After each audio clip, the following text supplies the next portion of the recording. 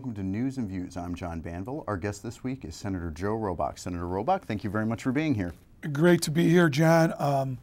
This is going to be a good opportunity, both in response to our email blast on where we're at with the budget and the governor's proposal, and also just in general correspondence. I know a lot of people had a lot of questions, hopes, ideas for the governor's budget, and I think they'll be very interested to hear what's really been proposed now that the governor's put out the hard part of his budget. That's what I was going to ask you about. Last week we discussed the state of the state, which largely operates as guidelines for where the governor wants New York State to go over the next year. He recently proposed his budget. He unveiled his budget, which is really where the rubber hits the road with his priorities and how New York State is going to implement these goals that he laid out. One, I'd like to know your general opinion of the state budget, understanding that you just received it and we have to go through it and study it, but overall what your views are and philosophically how you see this going as we go through negotiations. Absolutely. Let me say first and foremost, I'm very pleased that in regards to the executive, I have to give the governor his due.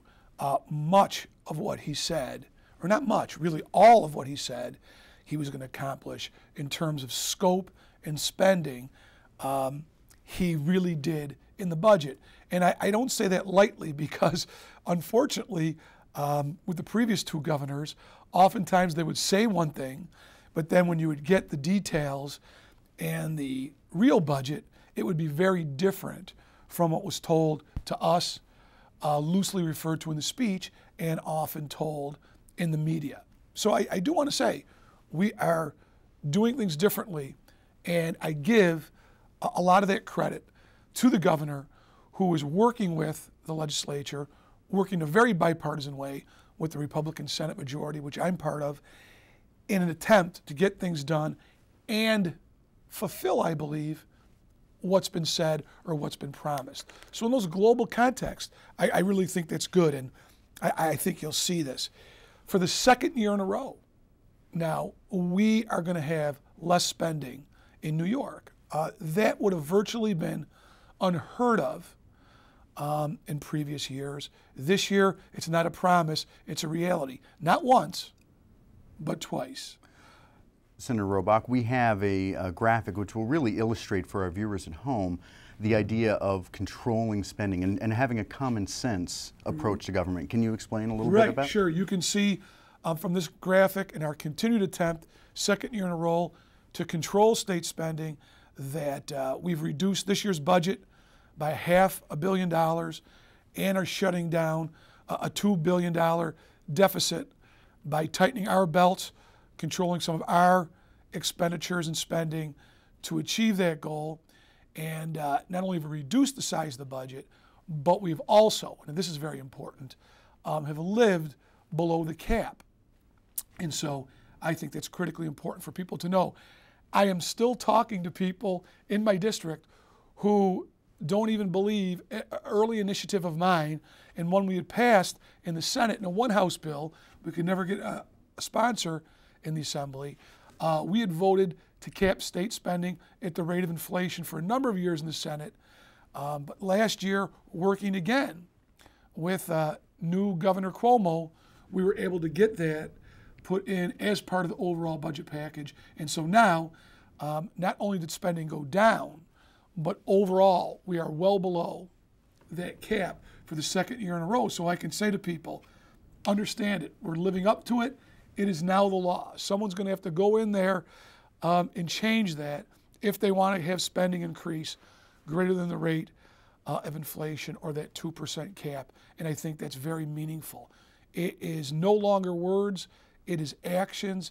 This is the second year in a row where we have done what's not only fiscally responsible, but what the vast majority of New Yorkers have been polled said we should do. And certainly, as I say and will continue to say time and time again, that I hear everywhere I go in my district, whether it's the grocery store, a school, a community meeting, a neighborhood group, whatever it may be, people in all walks of life in every part of my district, from Brighton to the city to Greece to Hilton.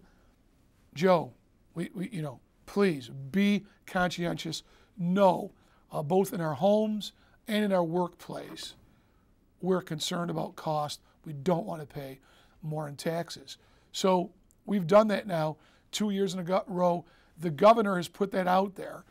He's going to have many people, while there will be discussion, and we're going to go through the rest of this a little bit more on specific aspects, overall in the framework, I think that he has done exactly what he said, what the majority of New Yorkers want, what many, many people who I represent, the vast majority, have suggested. They're going to get what they want, and I think that's good. I've said it time and time again. People almost make it sound funny sometimes in the media, but I say that. I said, what I try to be, more so than get caught up in partisanship, is a hardworking populist. Be out there, listen to what people want, try and get it done. Can you get everyone 100% consensus all the time in our diverse society? You can't.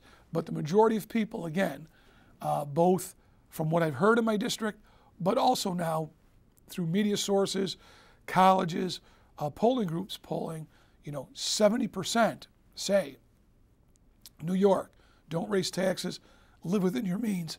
Excuse me.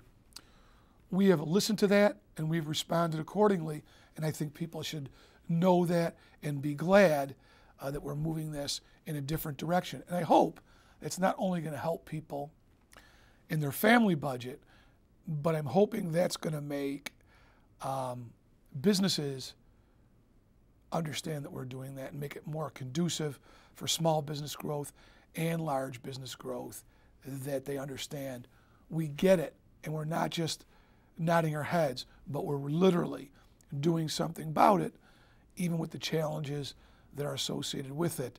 We're making those challenging choices with job creation and the taxpayer in mind first and foremost.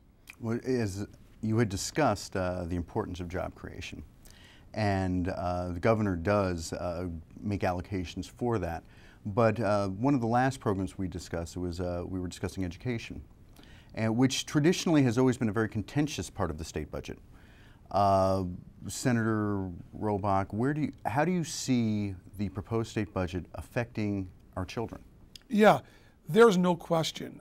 I say both things. I am a huge advocate for education. I proudly, many of my grandparents didn't speak English as a first language, and they came here with the hope of educating their children and grandchildren so they could improve their lot in life, so to speak, and lead a more comfortable life. And I have to say, because of them willing to work hard and focus on education, it worked well for my family, but I've also seen it work very well for other families and people who have come from all parts of the world, whether it's Europe, Somalia, Haiti, you name it, Jamaica, wherever it might be, Israel, Russia, Turkey, everywhere. It works. Education's important. So New York, I'm happy to say, has led the nation in spending on K-12 education. That part standalone I'm for. The governor pointed out very strongly in his State of the State that the challenge is twofold. One, we have a lot of people primarily in urban education not succeeding for a number of reasons, but that overall we are #1 in spending per capita, but if you use graduation rate as the criteria, we're 38, and we have some very high performing schools and we have some very low performing schools. So the governor has suggested will not only be the one area where we will be really spending more money on, will be about $805 million additional education, which you can see from this graphic, which is important, that out of that $805 million, how it will be broken up is almost $300 million of it will go to formula-based aid and work across the system. Then there will be $265 million of that, which will be expense-based aid. That means that will go to reimburse things that people have already done, transportation, different programming, capital for education, things of that nature. And then the last part, and what you'll probably be reading a lot about in the media, is the $250 million for performance grants coming on how people do, and also a piece tied to what's sort of already been agreed upon, that there has to be an evaluation system in place so that we can make sure that every institution, every education, there you go, up there's $700 million of federal money raised to the top, will be used to achieve the goals which the federal government has required, and that will do that in a timely fashion. And people will have some flexibility on how they can do that, but the governor now has kind of drawn a line in the sand of saying, here's some deadlines that you have to meet, or this money will be at risk. So it really is incumbent on school districts and local folks to really, everybody, including parents, teachers, school boards, administrators, teachers, all of us really, to get that done, both to get that money and again, try and steer that outcome. And I think from that, you are going to see, I certainly by no stretch of the imagination, you know, this is going to be not only teacher performance, but what we do, how we spend money, what administration decisions are made, what policies are in place, what amount of parental involvement and support is in place. It's going to be all of that. But let me go back to where I started. New York, you know, I love kids. I think we've proven with our historic commitments, we lead the nation. People look to us, whether it's in Rochester, Buffalo, Syracuse, or New York City, to what we do in education, has had that legacy.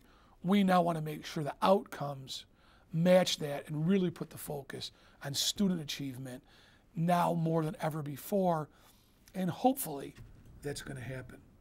Are there other areas of the, again, we are in the process of negotiating the state budget. It's not that he presents it and then you pass it. Are there areas of the budget that you want to look closer into?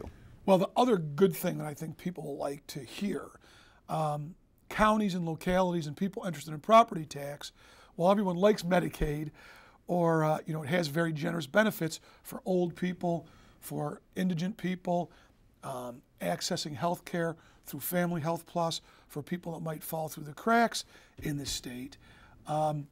Counties, historically, even though their share has been diminished down to 17%, with the state picking up 83% along with the federal government share, counties have talked about so much of their discretionary spending be eaten up by Medicaid.